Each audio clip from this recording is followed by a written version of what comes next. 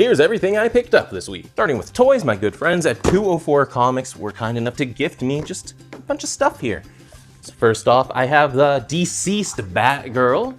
This will be great to go in my, I guess it's my Magic and Monsters area, yeah, with Zombie Cap and Zombie Spider-Man. That's the other zombie character I have. So I'll hang out. I don't think I actually got any of this DC Direct line, not just the DCeased one, but what were they? The DC Essentials. I don't have any of these. I have some of the DC Icons, but none of the Essentials. Let's just pop Batgirl open for a quick review here. The Batgirl of Burnside costume was a contentious look, but I did like this costume when it was around. The proportions here are probably better than a McFarlane, but I remember this line looked a bit odd as well sometimes. It's nice and dirty, grimed up, and looks appropriately zombie. Double jointed elbows, it's a pretty solid figure. Then they also gave me an unmasked Shriek from Batman Beyond. I do have a custom plan for this. So Shriek, he's got wider hands, if you see there, and you know, Upgrade from Ben 10. It's like the same basic shape as this. I would need to mess around with the feet, make the arms longer and the legs shorter, and then I could have a pretty solid Upgrade on my hands. It would be an extensive custom, but it'd be worth it. I haven't done a custom in a while, so that's a good project for me. Then I also got the Corvus, Glaive, and Loki Infinity War 2-pack. This was originally a Walmart or Target exclusive in the States. I think it came out in Toys R Us in Canada, but I don't remember. I do remember, however, on a States trip with my parents years ago, whenever this came out, me and my dad both wanted this to get Corvus Glaive for our Black Order, and we went to several Walmarts, spent so much time hunting these, and we did actually find a pack. Corvus Glaive, I have wanted to make my MCU Black Order more comic accurate, so I might do that with this Corvus Glaive, because I did make my Proxima Midnight more comic accurate. And then also, I saw someone on Facebook use this Loki to make a red wizard from Final Fantasy, like the OG Final Fantasy, by giving him a little wizard hat and painting him green. And I sold my original of this Loki. I didn't consider making a Dungeons and Dragons Final Fantasy type character with it, but I might try that, because it also looked like an easy custom. And then I got Louise and Ghost from 204 finally. Louise is great for a suited body with a closed jacket, which is something I was wanting for, for Stephen Grant, I think. Yeah, I think it was wanting Stephen Grant to have a closed jacket. And then Ghost, this is just a great woman head.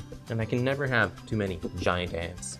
So thank you, 204 Comics. Then from GameStop, I picked up some pre-orders. I got the Disco Wing. I was very excited when they announced this. I got one of these, I picked one of these up for my brother as well from Kicking Trees, you may know him, because he loves Nightwing and Disco Wing. This is a dream cosplay of mine to do. I don't know how I would do it though, because I think these yellow parts are meant to be like reflective, almost glass. I don't know how to make a popped collar. It'd be sweet to do. Disco Wing. Stephanie Brown spoiler. Do we have a complete Bat family now? I don't remember. I never got the Mattel spoiler because it was a Target exclusive or Walmart, who knows, but it never came out in Canada. So now I finally have a Stephanie in my collection. She doesn't get very many figures.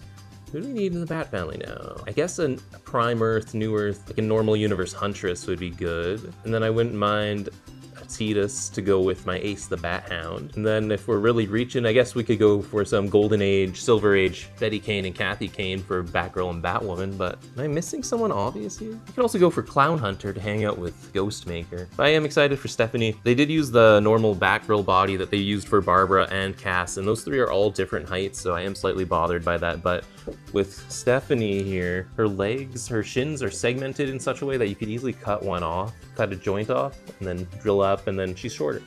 It'd probably be better proportion too, because these legs are long. And then finally, I got the No Man's Land Batman now. I was kind of hoping for the fully black platinum, but I am okay with this. I did also hear from a commenter that he doesn't have a wire in his cape, but that was already after I ordered it. And this Batman has the cool belts with the more pouchy look, and he's on my preferred Batman body. A solid Batman, because I need several Batmans, obviously. Then for my monthlies, I think July had 5 Wednesdays in it, so this was a smaller week. I got the variant cover for Justice League Dark Tomorrow Special, The Ultimate issue 14, the 13th issue of the Chip Zdarsky News, always a good read, and it's free at most comic stores, go pick it up. Ultimate Spider-Man issue 19, One World Under Doom God's Tie-In issue 1, and Incredible Hulk issue 27. This is the getting up there for a Marvel run. They usually get relaunched at 30 or a little after 30, so I'm curious to see if this Hulk will If it reaches 50, I'll be amazed. It's mostly Marvel that plays the relaunch game. DC doesn't do it as often. Then for trades I picked up, these I got both used on Marketplace. I got The Hood. I read The Hood's original miniseries a couple months ago, and I wanted to read his follow-up. So this is Dark Reign, The Hood. I think I read it doesn't actually have much to do with that original miniseries aside from starring The Hood, because that original miniseries did have some cliffhangers that I think are still unresolved to this day. And then I have Batman. I have Son of the Demon, not Birth of the Demon. And then this is Bride of the Demon, and I think they're tangentially related. This one isn't as relevant to current Batman lore though. I thought they would look nice together and was probably worth the read, and it was only $10, so can't go wrong really. Just another Batman read.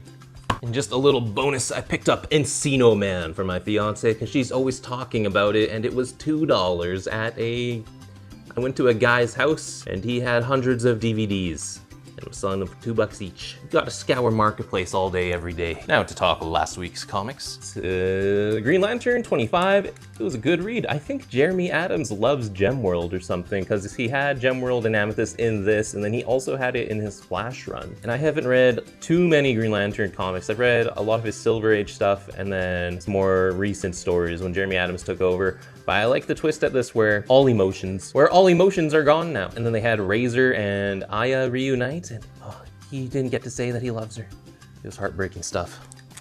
I like the evil Legion of Doom not Legion of Doom, Legion of Superheroes that is showing up in Superman lately. And this had the return of Superboy Prime.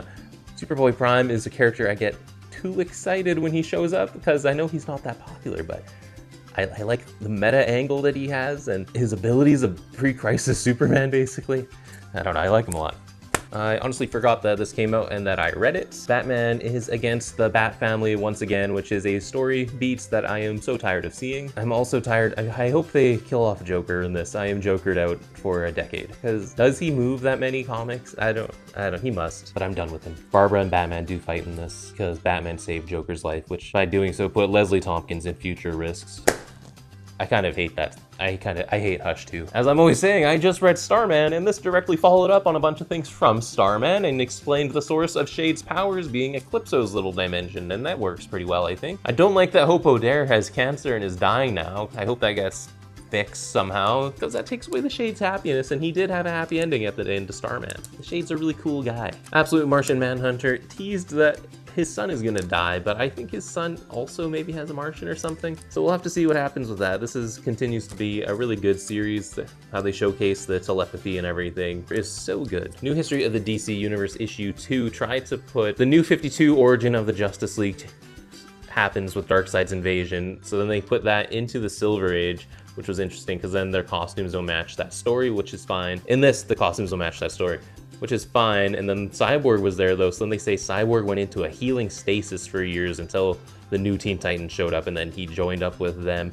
But then after the Darkseid invasion, the Justice League didn't formally form a team, so then Justice League Year 1 happened, which was written by Mark Waid, and that's so messy. I get that they're not so much reconciling all these stories, these stories aren't supposed to be read as all in the same timeline. This is telling us this is the new timeline, this is how things happen. You can read these stories to see a version of what kind of sort of happened, but what they're presenting in this is completely different, kind of. DC's continuity has always been confusing, and I think this is mostly going to be used as future reference for writers when they want to put together a story, because they even have like textbook written things at the back. This was sick as hell. So what's his name? Is his name Tatsuya? It might be Tatsuya, I don't know. The Japanese Spider-Man came here with leopard on, got a sick new costume, and then there's that Venom that's been around since the first issue, but he hasn't done anything, and he looked like a normal guy. But then he is the Venom from the Japanese Spider-Man's universe, and he also has a giant mech. Oh, exciting stuff. Gwenpool possessed Spider-Man in this, referenced Superior Spider-Man, which was funny. And then she also brought up her ghost friend Cecil, who has been absent in these last few Gwen appearances in miniseries. So I am enjoying this. I'm still expecting this new resurrected weapon Gwen Stacy to not actually be Gwen Stacy. I read Scott Snyder's Justice League run when it was coming out, so it was, oh my god, what, the Forger, the World Forger? It was nice to see him again, and he's teamed up with Time Trapper, Doomsday from the Superman run, and they're getting Gorilla Grodd to help fix time, get the Omega energy out. I don't remember. I recall this being a solid issue. I don't remember what I liked about it. Exquisite Corpse, issue 3. This continues to be a fun series about the ultra wealthy playing games with us little folk, and you just gotta love a good Death Arena story. Void Rivals really feels like it's building up to something. I enjoy when the Transformers get used in this, and it's always a fast read. I think they need to get to the meat and potatoes a bit sooner. This was a good issue of Moon Knight. Brought back Zodiac as a villain, and then at the end they show a bunch of those covers from Jed MacKay's, or no, they show all 250 covers of Moon Knight, and I counted them up, and Jed MacKay has written 50 issues, I think. So that's pretty impressive. That's a good run. He's a little under 50. I think he's at 48. That's a good run, Jed MacKay. Good on you. I can't picture where Moon Knight would go after this now, even. So a good issue of Runaways. I miss this being an ongoing and hope this picks up as an ongoing. They had Alex dressed up as Doc Justice at the end, which was fun. They have Chase coming back. He doesn't trust Gert because something bad happened in the future, and he got rid of Gert's time machine, which was the only thing. Well, I guess she always had Old Lace, but Old Lace is attuned to Chase. I don't know. I like it. It's a good series. So there's everything I picked up this week. Thanks again to 204 Comics. Be sure to let me know what you're reading and what you want to see reviewed first.